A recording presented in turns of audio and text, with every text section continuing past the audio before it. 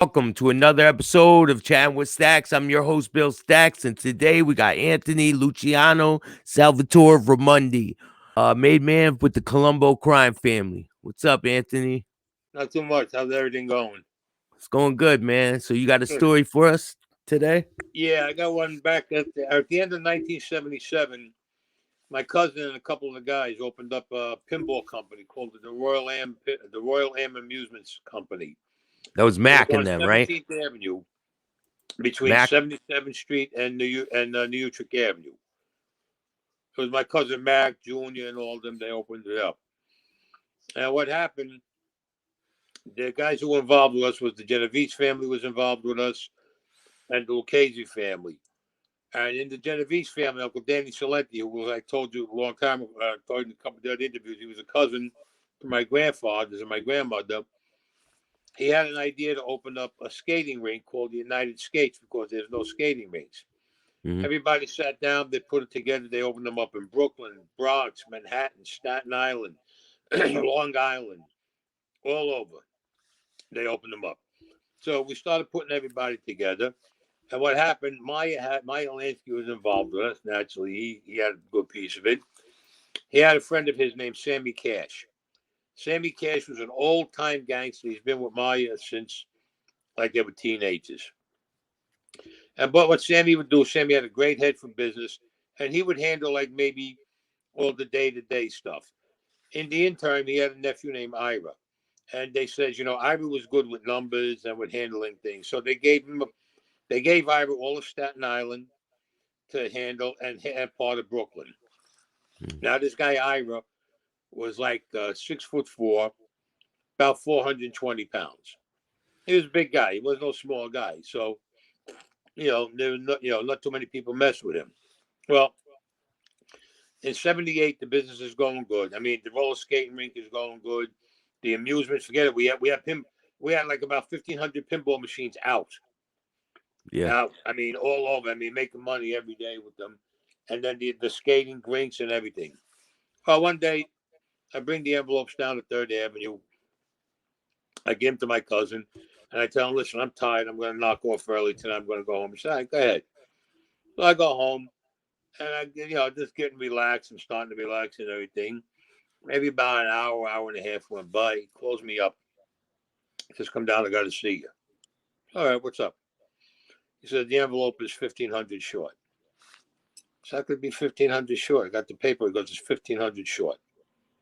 I said, "All right." I says, "I don't know." So I'll go speak to Ira. My cousin says, "No, don't talk to him. Don't say nothing to him.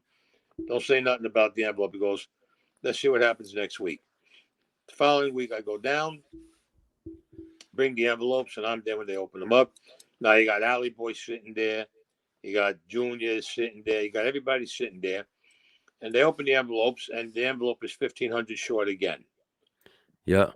Now, their cousin, Fat Andy, turns around and says, "Oh, maybe Anthony's taking the 1,500. Let me tell you, he was a made guy. I couldn't touch him at the time. I wanted to go over and rip his fucking heart out in his fucking lungs with my teeth. And even my cousin Alboy turned around and said, "No fucking way Anthony touched this fucking money." Because for whatever reason, Andy had a hard on for me going back to when I was a kid. All right, so now I tell my cousin, let me go talk to Ivy. He says, "No, don't do nothing." He goes, "Go next week, bring the envelope back, let's see." Now, there were 3 pickups to be made every week. The first pickup was on Monday. You had Wednesday, and then you had the Sunday morning. And then you had the Saturday pickup. So Wednesday pickup was fine. Saturday's pickup was fine. Next week, Monday pickup. I go back down. My cousin will go, "This 1,500 short." I said, "All right, here's what we're going to do." He says, "Next Monday when you go up," he goes, "from Monday," he goes, "bring Baby Jean with you." He said, "When you get the envelopes from Baby Jean, excuse me, when you get the envelopes from Ira, give him to Baby Jean. Baby Jean, you take Ira in the back and talk to him about make up some story you got spots or whatever. Baby Jean will count the money. When you come out, he'll either tell you it's short or it's not. If it's short, he says you know what to do. He says put him in the fucking hospital." I said, "Okay." With that, Maya comes walking in. Maya Lansky comes walking in. "Hey, Maya, what's doing? All right?" I said, "What's going on?" what happened with the money this week. Told him it was 1,500 short again. Told him everything what me and my cousins discussed what I'm going to do. Maya turns around and tells me, one, if that money's short, put him in the fucking hospital. I don't care if he's halfway near death, an inch away from death. Put him in the hospital, then I want you to break his fucking hands, both of them. That's okay. I walk out of the club. I turn around and walk back there. I said, Maya, wait a minute. I said, this is Ira. This is Sammy Cash's nephew. This guy was close to. He goes, I don't give a fuck. He said, let me tell you something. He goes, he stole from us. He goes, you break his fucking hands. He goes, and you beat him. He goes, I want you to beat him so bad. He's on the critical list in the hospital. I said, Mike, I could wind up killing him. You know what he tells me? If he dies, he dies. Don't worry about it. Yeah. I said, okay. No problem. Following week, Monday, we go out to Staten Island, pick up the money. I give it to Baby Jan. Says, Ivy, come here. I got to talk to you in the back about a couple of things. We got some spots I got some ideas for. And I'm telling him about some spots I seen them, wherever the hell I said I seen them. Anyway, we come out of the room, and Baby Gene calls me over. He says, come on. He says, what? He goes, it's 1,500 short. That's okay. I says, go downstairs, make the call, and then just wait for me down there. Now I knew what I had to do to this guy.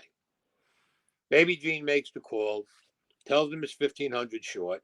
And meanwhile, they ask him, where was I? And he told them, he says, Anthony's upstairs. I go back and say, I got to talk to you. He says, yeah, what? I said, you know, Ira, you're a dirty, no good, low down, cocksucking motherfucker. And I hit him. I hit him with everything I had. I mean, you got to remember, at that time, I was pumping a lot of steel. I was doing over 450 pounds on a bench press and on an Yeah. incline press. I hit him with everything I had. This guy didn't go down. He just staggered backwards. And then he came towards me. I said, you got to be fucking. I mean, this guy did not fucking go down. You said he was huge too, right? He was 420 pounds. He was 6'4". Oh, I started punching this fucking guy. Oh, and this guy would not go down. He grabbed me like in a bear hug. I thought I was going to fucking pass out. That's how much he was squeezing because he was huge. He had me up against the wall. So what then? I had my hand down. When I'm done, I kept hitting him on the side of his face. Well, what really got him to let go, I stuck my finger in his eye and he let go. When he let go, I picked up the plate, the nameplate on the table. I beat him in the head with this fucking nameplate. As I'm hitting him, this guy wouldn't fucking go down. He's holding on to me. He's got my shirt like this. He's trying to get his hand around my neck. I must have hit him in the head and in the face with that nameplate, and I'm not kidding you, had me about 15, 20 times. Finally, this guy went down. He hit the fucking ground like a fucking bull elephant just got shot. And I'm there. I'm sweating. I'm fucking like out of breath. I'm fucking a little sweated. My fucking shirt's ripped. I'm about to walk out and say, oh, fuck this. I says, wait, they said break his hands. I got this guy. I got his hands. I made him into a fist. I stomped on his fucking hands with my shoes, both hands. Yeah. This guy didn't flinch. He didn't make a noise. I picked up, there was a big heavy ashtray that I banged him. I mean, I fucking kept hitting him in the hands. Broke the ashtray. Definitely I broke both his hands. This guy didn't flinch. I says to myself, I think I killed this cocksucker. He ain't moving. I go down the 3rd Avenue. Baby Gene looks at me when I come out of the office like as to say, what the fuck happened? I says, come on, you drive. We walk out. We get out. We walk into the Diplomat. Jerry Lang's sitting there and he goes like this. And he goes, the fuck happened to you? And what happened to me? I just got into a fight with fucking King Kong. I said, what happened to me? And I got into a fight and he starts laughing. He starts laughing, Jerry. I said, it's like fighting fucking King Kong. I need a fucking bazooka. Mai is there. He turns around and he says, did you break it? First words, did you break his hands? I said, I broke both his fucking hands. He goes, did you kill him? I said, I don't know. I said, because after I got him down, I beat his fucking head in with the fucking nameplate. When I broke his hands, I said, I did it after he was already on the floor. He didn't flinch. Yeah, good. He said, if he dies, he dies. Who gives a fuck? Yeah. Day goes by. Whole day goes by, everything. They got somebody else in the spot. The next day, Sammy Cash comes down. Who hit my fucking nephew? I made a whole big stink about Ira. Maya Lansky sat him down. He says, let me tell you something. He says, we put your fucking nephew in. He robbed from us. He says, is he dead? He said, no, he's in the hospital on critical list. He's in critical condition. Fuck him. If he dies, he dies. He robbed from us. He knows what to expect. So what happened? Here's the bad part for Sammy Cash. He started putting up such a stink. Maya says, you know something? I estimate he took 120,000 from us. He says, you're going to make it good. So Sammy Cash, what do you mean I'm going to make it good? You're going to make it good. You brought him, you're making it good. He goes, and another thing, add another $80,000 onto that. That's 200 fucking thousand you got to bring me. I want it by tomorrow. He goes, why? He goes, you brought him down. He goes, yeah, but why the other 80,000? That's for our fucking aggravation, and that's our interest. Oh yeah, he has. Next day he brings it down. When he brings it down, you got the Genovese people and you got the Lucchese people, and they call Sammy Cash. You gave him 200. He had to pay each one of them other ones $200,000 because Ira was robbing from them also. Oh man. Now, a couple of months went by. Ira comes out of the hospital, and Maya says, "You got Sammy Cash." I says, "Maya, Sammy Cash." He goes, "Bring him in." Brings him in. He says, "Your nephew's out." He goes, "Bring him down." He goes, "I want to talk to him." So Sammy was a little hesitant. He said, "Bring him down. I want to fucking talk to him." So he brings him down. He says, "Mike," he goes, "No." He goes, "You stay." He goes, "I want to see you." I said, "Oh, he'll remember me." I says. He walks in, and this guy still had like fucking. You can see he looked like he was still swollen. He looked at me. This guy, his eyes went fucking. They went fucking dark. His eyes, like this guy wanted to run out. Maya says, "Sit down." So I'm going to tell you right now. You got 6 months. In 6 months, you better be out of New York State. He goes, "I'm giving you 6 months for a couple of reasons. One, to finish healing up. Two, to find a state that'll fucking take you, and to explain it to your wife, and you pack your whole fucking family and get out of here." He goes, "If you ain't out of here in 6 months," he says, "you see him?" So he just looked and he nodded. He says, "He's got orders to fucking kill you." He goes, "And he will kill you." So when he said that, he looked at me. I just smiled at him. This guy turns fucking white. He turned white like fuck. He made milk look black. Ira left. I think it was within 2 months. He was down in Florida. He went down to Florida. Yeah. So Meyer Lansky, he was no joke when it came to people stealing from him. Oh, no fucking joke. No. You got your warning. You're gonna deal with me, you don't rob. You fucking rob me, you're gonna pay a price. Yeah. So Yeah, he didn't give no leeway. He was you worth a got lot he of was money, I told heard, from the when he died beginning. too. Maya would tell you from the beginning. You're over here, yeah, you want to be with me? Yes, you want this. Okay. One time I tell you, and I'm telling you now. This is the way he was. I tell you now, one time only.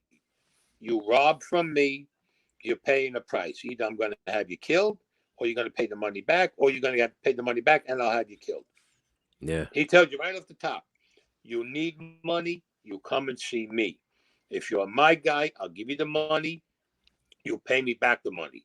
I won't take interest from you, especially if you're my guy and you're earning for me. Long as you did that, Maya didn't care.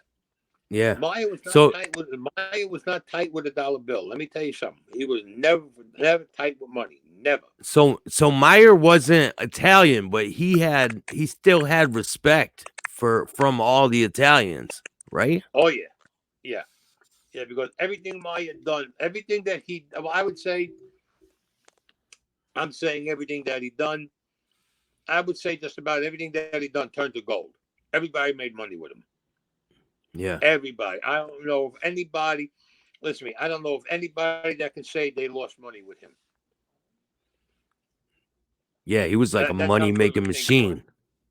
Huh? He was a money making machine. Oh, forget about it.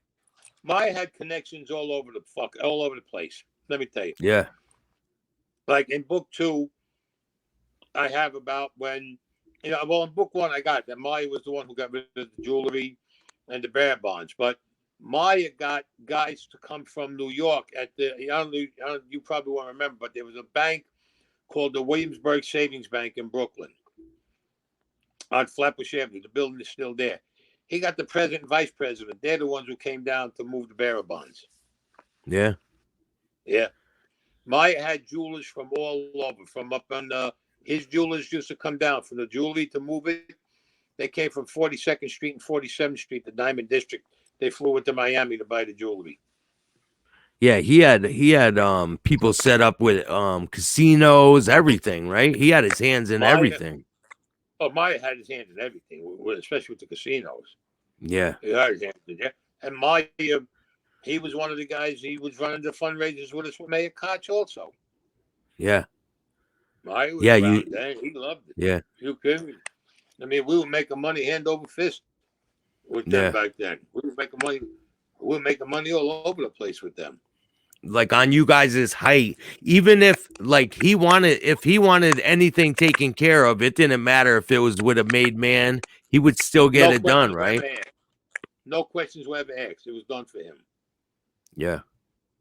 No questions And were ever asked. there's very few people in the world that can have that kind of power. Oh, he had. There was a problem many years ago. I was told about it. He had a problem. I think I was a kid. I was a kid at the time. Yeah. Somebody did something to a member. There were two wise guys. And what they done, they abused a niece of his. Physically and verbally abused her. Okay? Like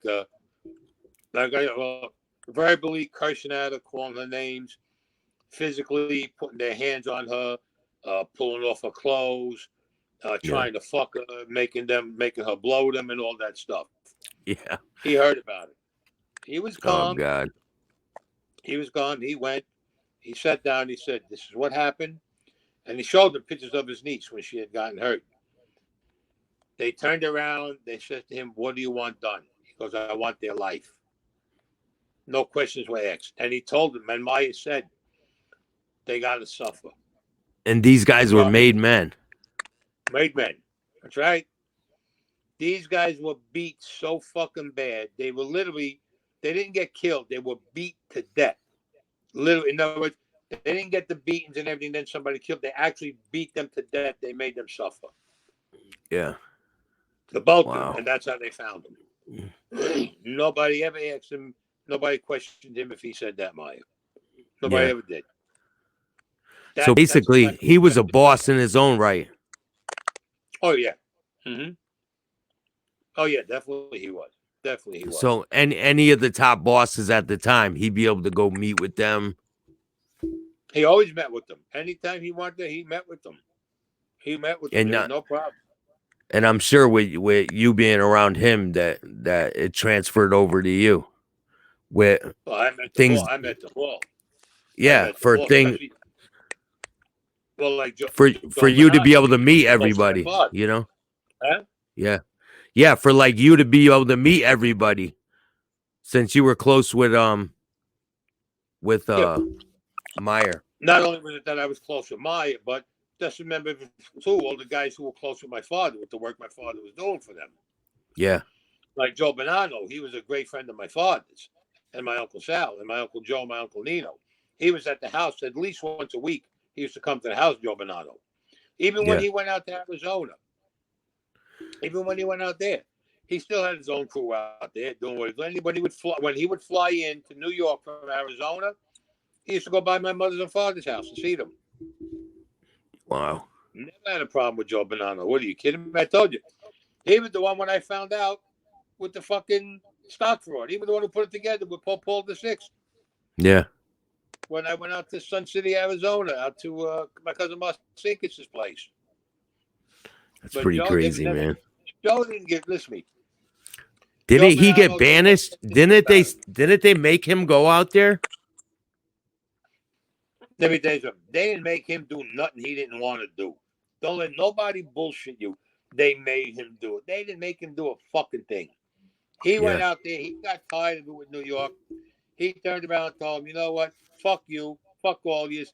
I like Arizona. I'm going out there. I'm setting up shop out there. So let me tell you something. No matter what you hear, the Bonanno family over here in New York that was in charge, they still had to kick him an envelope until the day he died. Okay? To Joe Bonanno? That's right. They had to kick an Yeah, envelope out to him. That's right. I'm He sure was they already in did. Arizona. Joe Bonanno wasn't afraid. Let me tell you something. He wasn't afraid of nobody. He went all over the place and he went to meetings.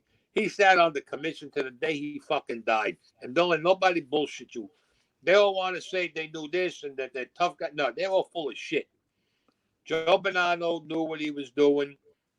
He went out there. He opened up shop out in Arizona. He was running a lot of stuff. And Weren't he they still had a mad seat that the because of the commission book? closed. Weren't they Huh? mad because of the book he let out? Yeah. On thy father. Yeah, Yeah, but he didn't get none of them in trouble. But meanwhile, they all still did business with him. So you go figure that one out. yeah. And did Okay, you when we see gonna meet? recently Sammy the Bull put a video out saying that Joe Bonanno wanted to meet with him after he told on John Gotti because they were afraid Wait, say that again. they said that Sammy said that Joe Bonanno wanted to meet with Sammy after he told on John Gotti because they thought he was going to set up shop in Arizona. All right, listen to me carefully. I'm gonna explain something to you. Joe Bonanno died, I think it was in the 90s. Yeah. So So he how didn't would rat on John yeah. Gotti back then. Huh? Yeah, 92 he ratted on John Gotti in 92, right? Yeah, it might have been 92. Because Joe died around 90, maybe 96, 97, somewhere around there. It could be. I'm not exactly sure on the year. Yeah, they said I'll send you a link to his interview that he did the other day. And he And was he said talking Joe about Bonanno was wanted to afraid that see Sammy the Bull was going to set up shop in Arizona. yeah, and he said that if he wants us dead, he'll just kill us. Who do you mean That that for Joe Sammy Bonanno? said that Joe Bonanno said that about him, which I doubt What? that was That if he true. wanted us dead, I mean that if Sammy wanted them, he would have killed them. Yeah. Bullshit. Yeah. Sammy's That starting to Sammy's starting to put a lot of publicity in his own fucking head. No, yeah, never happened. yeah. Joe Bonanno. First of all, let me tell you something. If Sammy the Bull came to Arizona, Joe Bonanno wouldn't give a fuck one way or the other. As long as you're Yeah. not in his territory, then doing. You would go in his territory, Joe Bonanno wouldn't have said nothing. He would have went and killed. He would have went and killed him himself. Joe Bonanno wasn't afraid of nobody. Yeah. This is what I'm telling you. He was afraid of nobody. Let Well, them all watch talk there if they want to say. Huh? if you see that episode, I'm sure that you would be like, this is bullshit. Because Yeah. when I saw it just sounded like bullshit.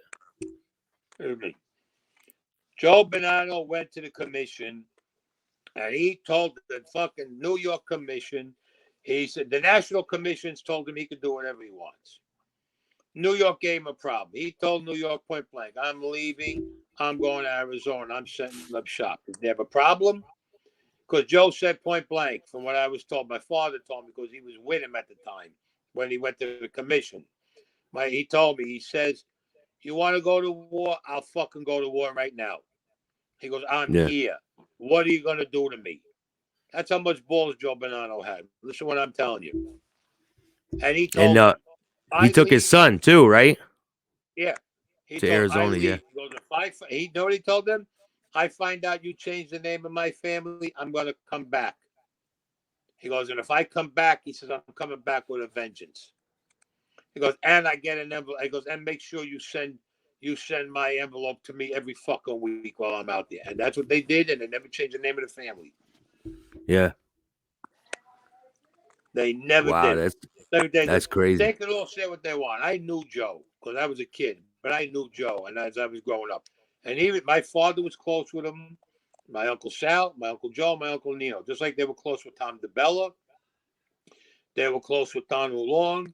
They were close with Uncle Iggy Leone, who I called him an uncle because, he was all a little older than us, and with the Gambinos and everybody. Let me tell you something. Joe wasn't afraid of nobody. Yeah. Nobody. His sons were the Nobody same even way? paid them. How were his Huh? sons? Were his sons the same way? I never was in the company of his sons. I was No. never in their company. Hmm? No, you never were. No, I was I never in wanted their company. I wanted to Yeah. ask you if you knew this guy too. Hold on.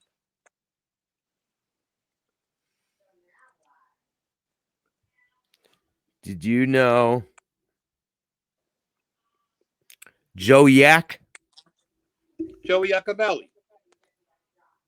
Yeah, Joey Yak. Yeah, what about him? You got any stories with him? No, Joey Yak, he got clipped a long, long time ago. Oh, he did. Yeah, I'm It pretty sure says he it got said clipped a long time ago. yeah, murder. He was questioned about the murder of Joe Gallo. All right. Nearly 2 years on the lam. Nothing came out of the murder investigation. It says he retired to Florida. Hey, but he's gone. Joey's gone a long time. The only Yeah, thing I knew about with Joey Yak is that he was always down on Mulberry Street, and he was like, he was an acting boss at one time. yeah. And then whatever happened, that he fell out of everybody's favor, and then he had taken off. They were trying to say that Joey Yak is the one that gave the order to kill Joe Gallo. No, there was a standing order. They wanted Joe Gallo dead, no matter who found him, no matter what territory he was in. Any one of the families could kill him. Now, what was the reason for them to come after Joe Gallo? Was it because of Colombo getting shot? Yeah, because of the war that was going on. And they figured that if Joe would have taken over the family, he was going to go after all the other families, where they would have to pay him tribute. In other words, that he would be the boss of the bosses, and they would have to pay him tribute. Yeah, But then again, too, Joey would go into everybody's territory and open up business without even asking. Joey Gallo had a lot of balls. Don't kid yourself. Some people said he had more balls than brains. But he would go into your territory and open up, and he'd fuck you. I opened up. So what are you gonna do about it? yeah. He had a lot, So, a lot of balls. Let me tell you, guys. They ain't. Let's put it this way: as many years as I've been around, I could name on one hand how many guys had balls like that, and he's one of them. So figure that one yeah, out. yeah. Yeah. I'm sure he was. Oh, he definitely was. I mean, there ain't no two ways about it with him. Were his brothers the same way? Larry, I never met. Like I said, I never met Larry, and his brother Albert, I never met. His brother Albert, I seen him many, many years ago down at the restaurant. He's an old man now. He's well into his 80s. Oh, he's still But alive. going back a long, long time. But Joey used to come around the neighborhood. I remember when he used to come around. I was a kid, and he used to come around the neighborhood with everybody. Yeah, And even when everything happened, just that when everything broke out with him and the problem came, he didn't come around no more. And he was, and he didn't know my father. I mean, he didn't associate with my father anymore or any of the guys. when So Joe he was just Colombo all got alone shot, country. Huh? when Joe Colombo got shot, were you around then? That was No, in I wasn't. I '79, wasn't right? up there. No, I was around, but I wasn't up there when he got shot. No, because I was like about 17, I think, 16 or 17. I was Yeah, when Joe got shot. I was, excuse me, when Joe got shot. I was around, but I had my court case going where I signed the papers to go out to Nam, and I was going yeah, back and forth to the. I was in the what's called in the boot camp. yeah. Oh, that was around When that that same happened. time. Yeah.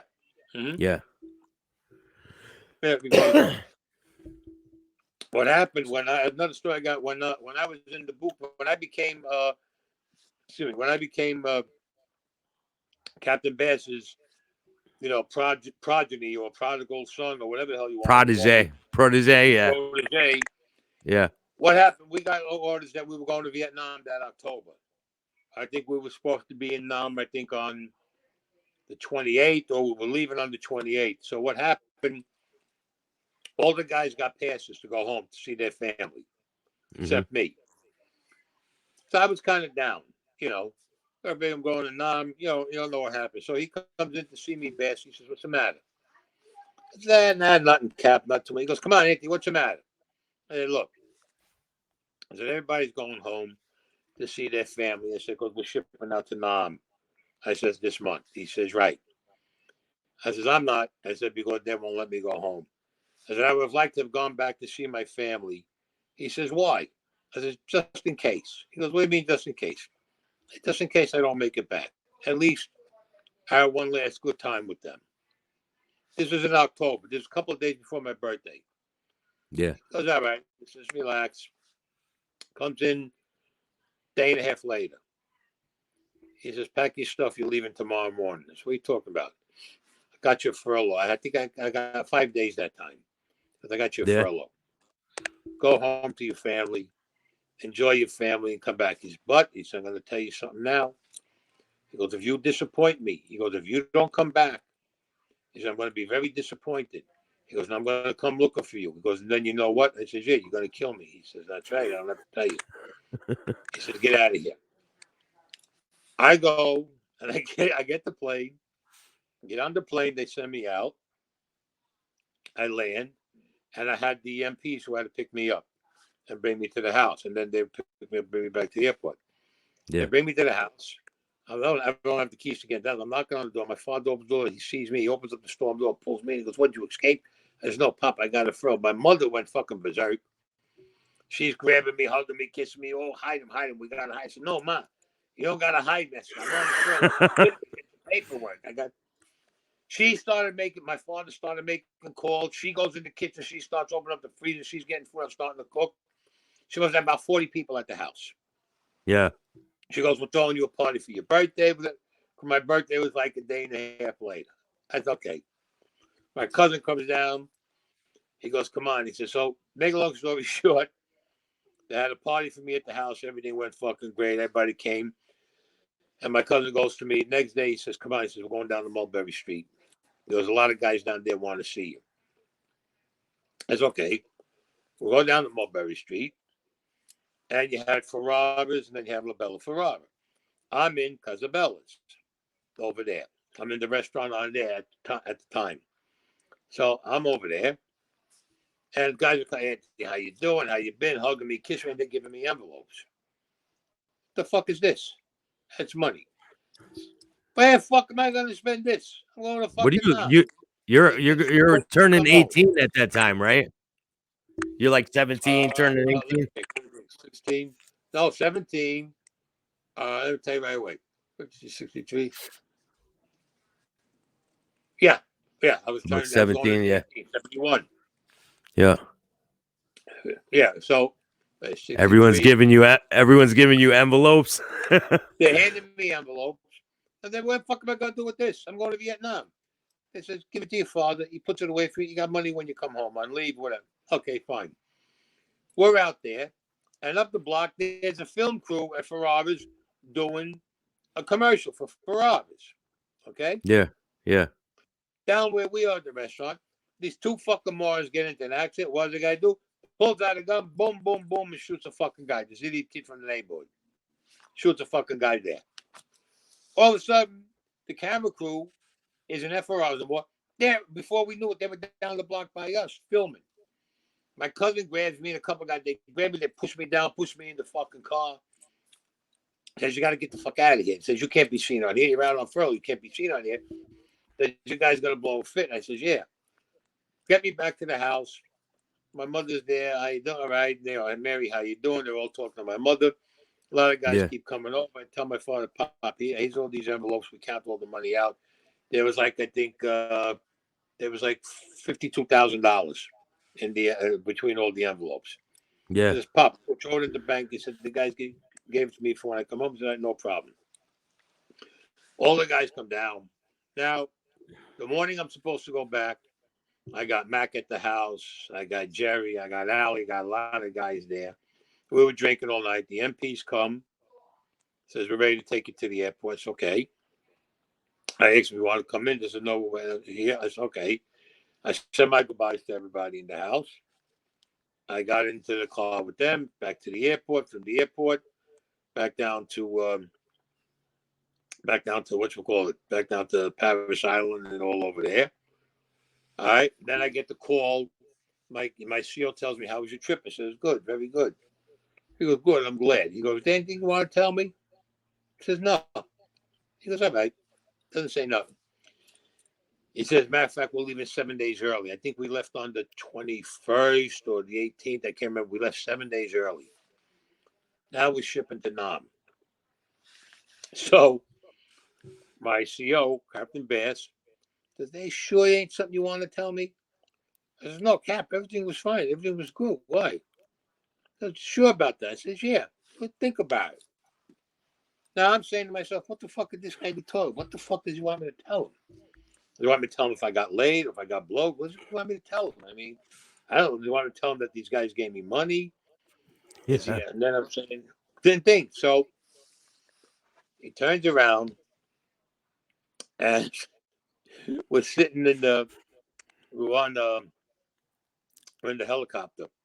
We were landing, we were landing in, I think was it Japan? No, it was China. No, Japan. And then we had to cross over to the South China Sea in 2 days. So I'm already there. And he goes, "I want to show you something." And he pulls out the fucking newspaper, the fucking paper from that day. And With all you the see is shooting and me up shit, the right? fucking that thing with my cousin grabbed me trying to stuff it. You see my face towards the fucking belt. I looked at him. I says, "Oh, fuck." He goes, "Well, you want to tell me what happened?" I said, "Listen, Cap, I had nothing to do with that. I went down there. My friends wanted to see me. They all gave me envelopes. When that happened, my cousin got me out of there." He goes, "Okay." He says, "Next time something like that happens, you have to tell me. This way I know what to do in case if anybody says anything or they try to do something." I said, "Okay, Yeah. fine." And we were off into fucking Nam after that. Yeah. But he had the fucking paper. All the while, he had the fucking paper. I couldn't fucking believe. I can't believe how they got me on the fucking film. How they got me on pictures that quick. Yeah, they must have been taking like spun the camera around and got you not knowing. Yeah, but they weren't coming for us. They were coming for the guy who did the shooting. You know what I'm saying? Yeah. Yeah. They come down there snapping pictures. They're filming shit on. It was on the fucking. It was on the fucking nighttime news. On the 11 o'clock news that night. You're like, I'm in for it. Huh? When he caught your ass, you're like, I'm in for it. When I seen that, I said, "Oh man, I'm fucked." He Yeah. started laughing, but he was good about it. He said, "No, he understood Yeah. that I was with my family. He understood certain friends wanted to see me. He understood one thing about him like that. He was understandable about that. Was Whatever happened to Captain Bass? he passed away now. I mean, he was like 90. Him and Master Sergeant Fuji, which he wasn't a captain no more. Captain Bass became a full bird colonel, and Master Sergeant Fuji, he became a major. Yeah.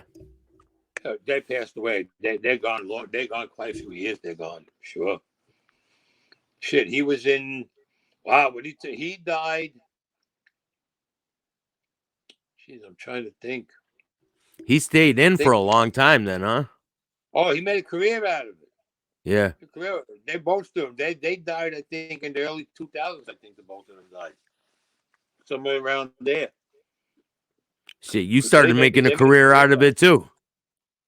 Yeah, until they turned around and told us they were going to give the country back to the Vietnamese. That's when I fucking blew a fit. Yeah. That's when they sent me to the fucking crazy house in Washington D.C. because they thought, Yeah. they figured I'd be up on the roof with the rifles, taking punch shots That's at like, people and shit. I swear that's the same mentality that one of my friends has that went to Iraq. What? Like they do all this fighting to take the country and then they just give it back. Yeah. And it's like, what are they doing it for? What was the sense of it? There was no sense in it. People got killed for nothing. We gave them back the country. Why'd you give them back the country? We had that country in our fucking hand. We could have done anything we wanted there. Yeah. Now you go there now. You got Pierre Cardin. I mean, I bought Pierre Cardin shirts. Oh, maybe got to be, oh, fuck, I'd say 15, 16 years ago. Pierre Cardin dress shirts, right? Yeah. I get home, I'm opening them up. I'm hanging them up. My son's over my house. He says, Pop, look where they were made. They were made in fucking Vietnam. Out in And you're Vietnam like, now, Pierre Cardin makes them. You got Coca-Cola companies out there, all the soda companies, the juice companies, the clothing companies. You'd be surprised how much shit is made in Vietnam. yeah, Sneakers, pants, running, every fucking thing. yeah. The Yeah, U.S. so exploits all that shit. yeah, but I mean, yeah. But there was no sense in doing the fucking war then. If we were gonna do this, there was no sense in doing the war. There was I no know. sense in doing it at all. It's like Made no you sense. do all of it for nothing just to give it all back. Yeah. It I makes no mean, some sense. should have told you that. All the other countries that went there before us couldn't take the country. We took over the country.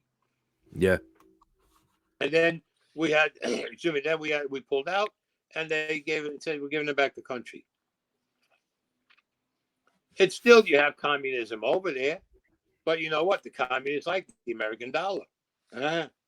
American dollar goes a long way, brother. Let me tell you, I know.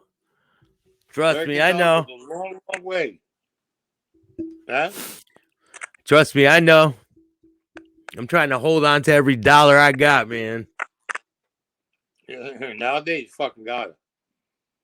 But like I Yeah, said, when I went for that parole hearing, I think I told you a story with that kid Rufo Gonzalez. The I kid don't was the know. Filipino kid. He was closer to Milton Marcos and them. No, you didn't tell me that one. Yeah, I told you the story. I tell you the story about how he got me out. He got me the parole for $10,000. You didn't tell me that one. Are you sure? I know I told that to somebody. Not me.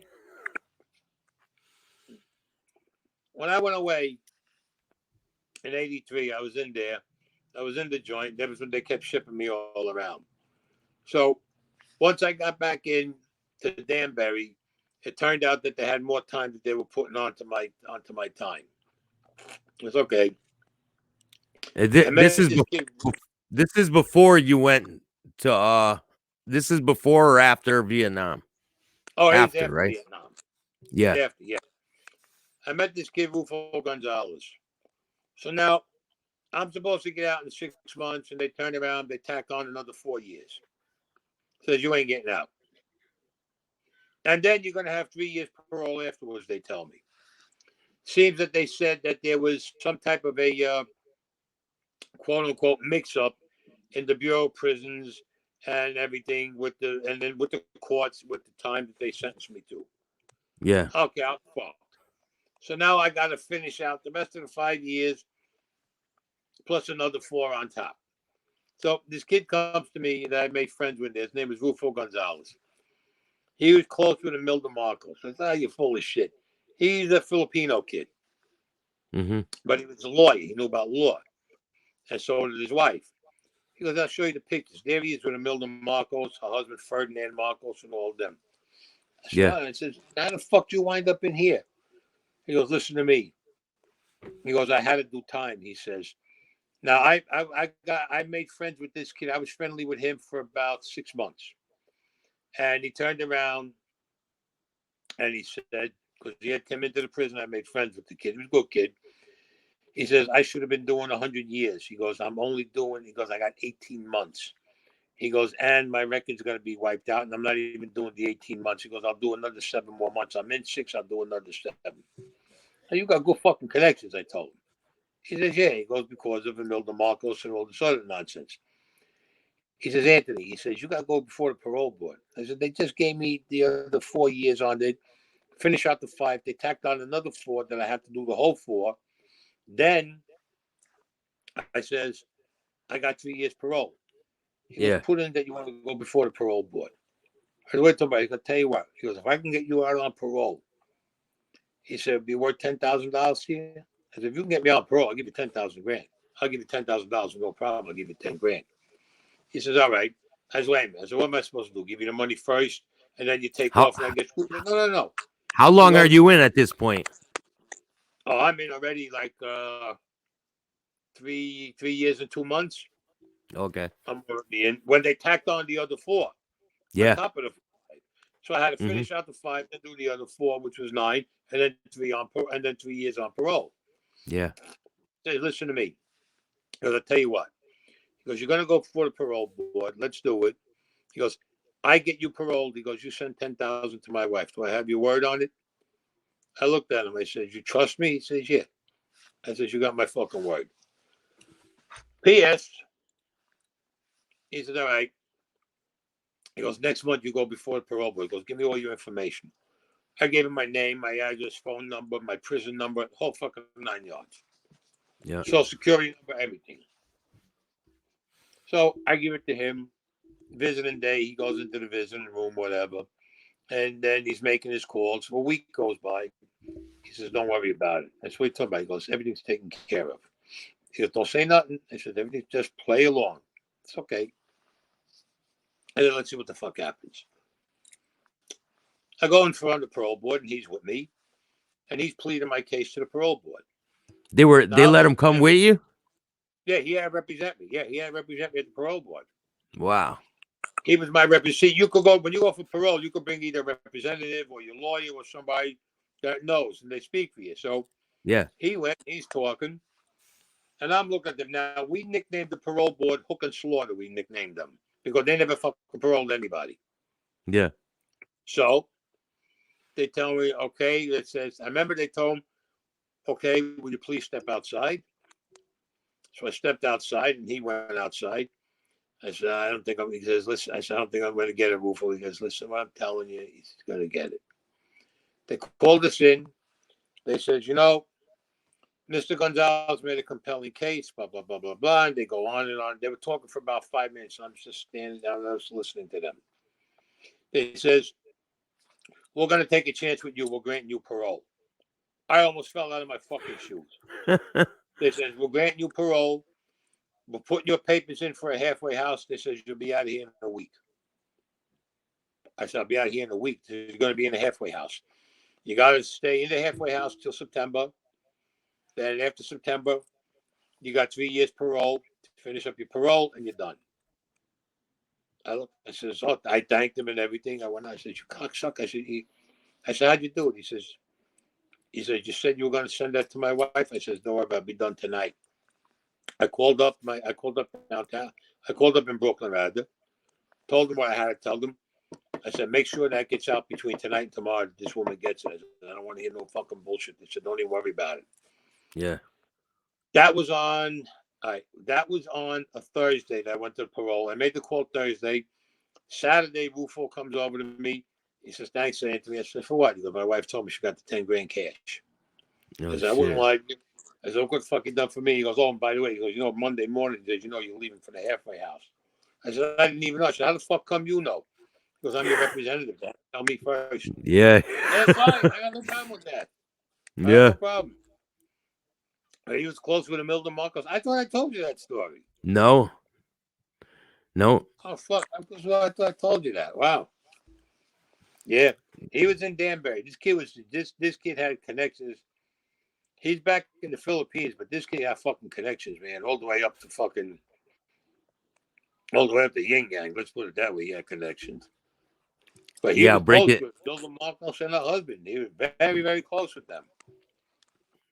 Yeah, I'll break it down and I'll put little slots. Like I'll make one little video. It'll be about Imelda Marcos. You know what I mean? Yeah. But he was close with. I mean, you had a lot of guys in the prison. You had this guy Louis Ostra. I don't know if he was a lawyer, but it reminded me of Benjamin Franklin. Everybody used him, and then everybody used Bob Salter. Oh, why don't you use one? I said, no, I'm going to use this guy. Use our guy. I said, I'm going to use this guy. When they heard I got parole, they were fucking going to the cell house he was in to see him for them to represent him. Yeah. But I told them, you got to pay. A lot of guys went to him. They paid. Boom. They got out on parole. There was a time I was in jail and there was this guy. He won like $10 million in the lottery, right? And he was like a hood dude, and he had no bond. But he wanted favors done in jail, so he was bonding people out that were doing him favors. Huh. like phone calls and shit like that. Yeah, yeah. But I was already sentenced. I couldn't get out. Hmm. So Uh, I couldn't I take know. advantage of that situation, Yeah, if you could have, sure. I mean, that would have been fucking great for you, man. What, are you kidding me? Well, yeah. But they had a lot. I don't ever get a break, man. None of us do. And if we do, it costs us. Don't kid yourself. Yeah, You definitely. know, one thing I'll tell you, I had a story about when Koch was in power. I had a friend of mine, Sal Baldeo. He was with the Lucchese people. And Sal Baldeo, he was the rabbi for, oh, what the hell was that guy's name? The lumber yard. Oh, geez. Wait, let me think of his.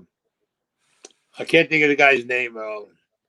Not Bruce. That was up there. That was up in. No, I'll tell you the one. Oh, oh, Christ! I can't. Feldman Lumber. He was a Yeah. rabbi in Feldman Lumber in Brooklyn.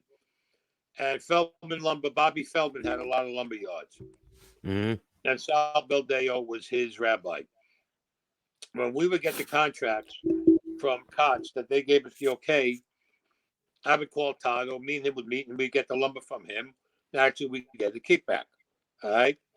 So he introduces me to this guy, Leo DeRuba. Leo DeRuba was the business agent for Olympia and York. They're the biggest construction outfit in the world. They're based in Canada. Hmm. Canada. And they were doing a lot of work in New York. So with the West Side Highway was coming up to do the concrete, the pavement, the seawall, to do the upkeep on it and the whole thing. He says to me, Anthony, do you think we can get that contract or whatever? I says, Leo, let me go speak to whoever. So Dominic Rayon sets a meeting up and Bess Myson comes in. And I tell Bess, I said, listen, I says, a guy that I made friends with to a friend of mine, Leo DeRuba, he's the business agent for Olympia in York. They're one of the biggest construction outfits in the world. She goes, all Yeah. right, what's the story? I says, they want the thing for the West Side Highway. She goes, all right, meet me here tomorrow night. Okay. I meet her there the next night. She goes, Ed wants 2.5 million. I said, okay. She goes, give him 3 points. That's okay. 3 points on the money, 2.5 million. I Oh, meet wait, Leo that night. you did tell me this one. You did tell me this one. No, I don't think I told you that one. Not When that when one. No, I didn't tell you and that one about Leo. I don't think so. he was getting points on all the money. Yeah, but there's another story. There's another story Okay. with Olympia in York. Yeah, yeah. Go ahead. So, oh yeah, Koch would get his fee, what he wanted up front, and then he would take points, whether 2, 3, 4, or 5 points. He always got it. Yeah. But the jobs always went. We would be like $25 million over everybody else's cost, and we would still get the job. So it was That's worth it to give him crazy. what he wanted to get. Yeah. So I told Leo DeRuba, I met him that night, and I said, listen, as I could definitely get you the job. Ain't no questions asked. I said, all right, what? I says he wants 2.5 million and 3 points on the business, on 3 points on the job. I don't think my people are gonna do it. I'm telling you, Leo, this is it. I can get it for you. I said in about a day or two, I gotta let them know. He said, all right. He goes, I don't think so. He said, but I'm going back into Canada. He goes, I'll see. Okay. So he leaves. Not the next night. The next night now, you're talking 24 hours later. Leo calls me up. He goes, are you home? I said, yeah, I'm home. He goes, good. I want to come down. I want to speak to you. I said, all right. He comes down. And he comes in with a big suitcase. And he puts it down and we're talking and this, that, how's everything good? How's everything good? What's doing? Not too much. I go to spoke to my people. So I said, you're going on a trip? He said, what are you talking about? I said, but the suitcase. He says, no. And then what the fuck's with the suitcase? He goes, 2.5 million in your suitcase. I said, you gotta be fucking kidding me. Open up $2.5 million in the suitcase. He goes, and he gets 3 points on the job. I said, okay. I called Dominic up. I say, Dominic, let our friend, the secretary, let the secretary come down tomorrow. I got to see. I got something for her for her birthday. So he knew what that meant. Next day, Bess Myson comes down. I come walking in Dominic's house with a fucking suitcase. She goes, "What's that?" I said, $2.5 million. She looked at me. She says, "What? Open it up. Yeah, $2.5 million. There's Ed's money." She goes, "Okay, and what about the 3 points?" He's guaranteed the 3 points. She goes back. She left that night. I heard from her the next day. It was about maybe 7, 8 o'clock. She goes, "Tell your friend to put the bid in tomorrow." I said, I said, "What should he do?" She goes, "Let him put it in for whatever he wants. Don't even worry about the price. Just let him put the bid in tomorrow." It's okay. I called Leo up. I said, "Leo." He goes, "Yeah, what?" I says, "Put the bid in tomorrow."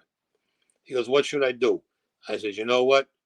I was told as high as you want to go. So let's be fair about it. Whatever the job is, let's add another 40% onto the job. Is it this way? Everybody eats on this big time." He says, "No sweat." He puts the bid in. I remember he put the bid in on a Thursday.